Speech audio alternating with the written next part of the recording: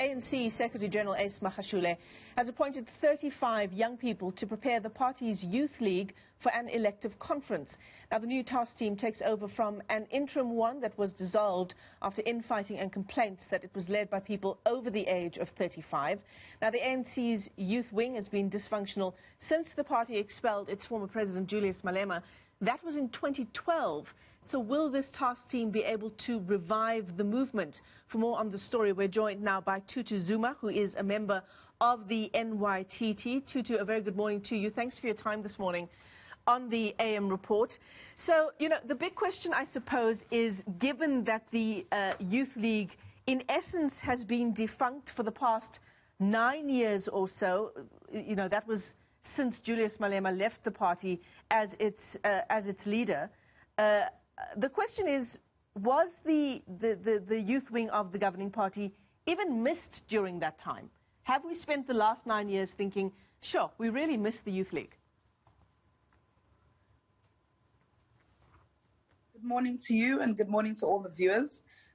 Well, I think indeed the Youth League has been missed, but more especially the voice of young people in the ANC, the body politic of the ANC, and the country in general has been missed.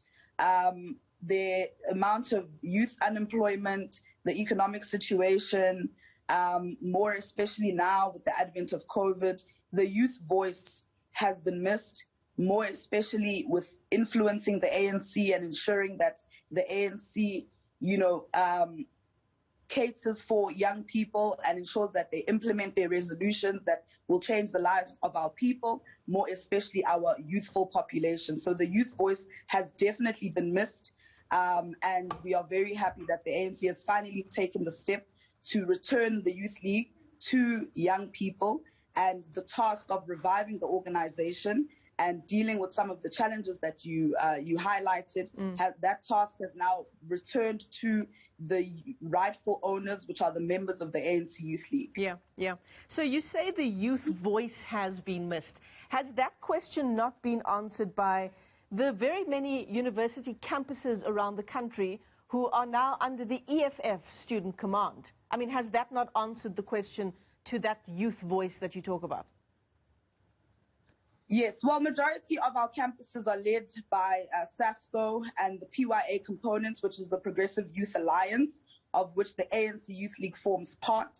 But of course, on our campuses, the ANC Youth League has a standing resolution that we support SASCO, and we provide that support to SASCO. So, of course, the youth voice has been there in our institutions, but we must know and appreciate that much of our young people reside in our communities. They are unemployed. Some of them are discouraged, unemployable, no longer looking for work. They're economically inactive, politically inactive, generally apathetic and discouraged. And so it's important for the Youth League to play the role both in institutions, as it has been doing, supporting SASCO, and we're very grateful for the components of the PYA who have ensured that in their various areas of mobilization, they have kept the struggles of those various young peoples, whether it be students in the case of SASCO or learners in the case of COSAS.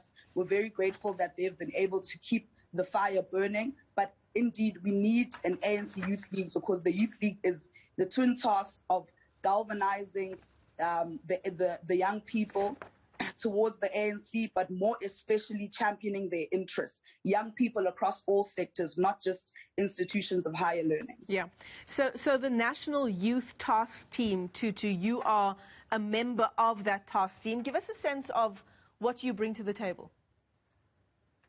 Well, in the ANC, we have something that we call collective leadership, where we lead as a collective, and this particular collective is a group of 35 members of the ANC as well as the ANC Youth League, coming from various provinces with their various different levels of experience, expertise, track record in the youth movement.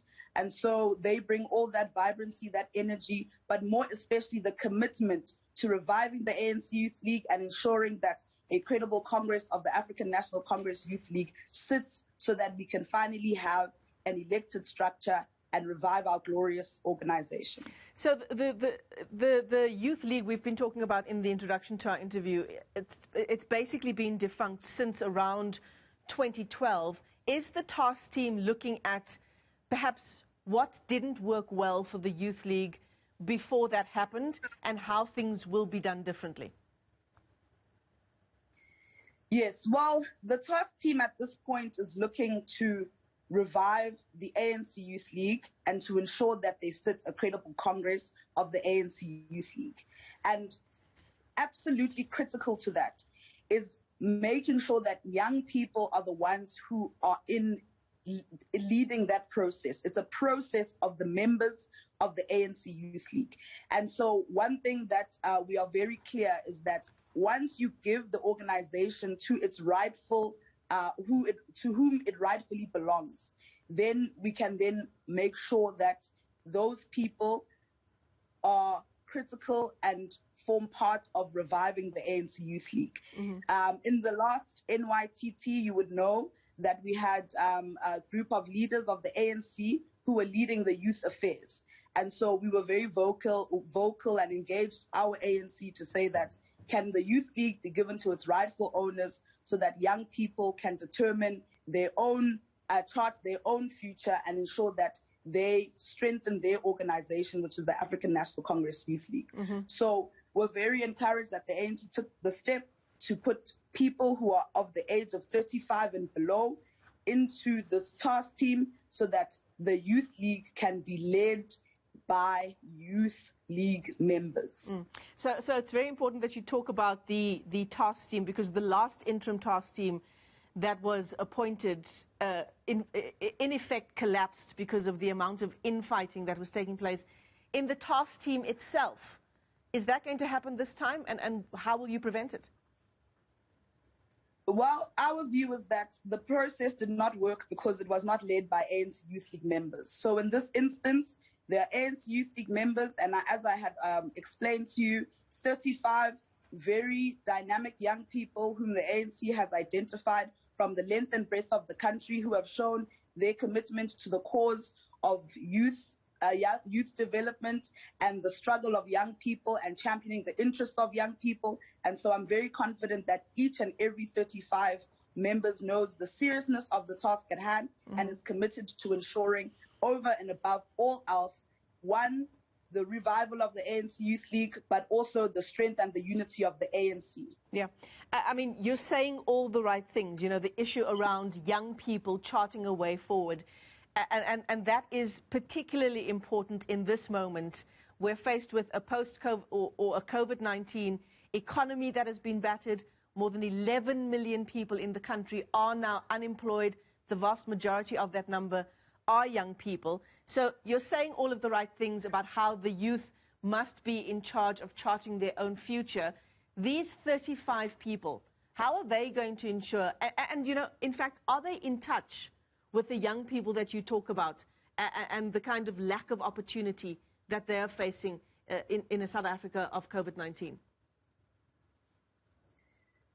Well, as you would know, the organizational design of the ANC Youth League and the ANC is ward-based branches. So every single one of the 35 young people come from branches that exist in wards and communities where they live among their fellow young people. They understand the challenges faced by young people, the lack of, economic opportunities available to young people, and speaking to the broader fundamental economic challenges in the country.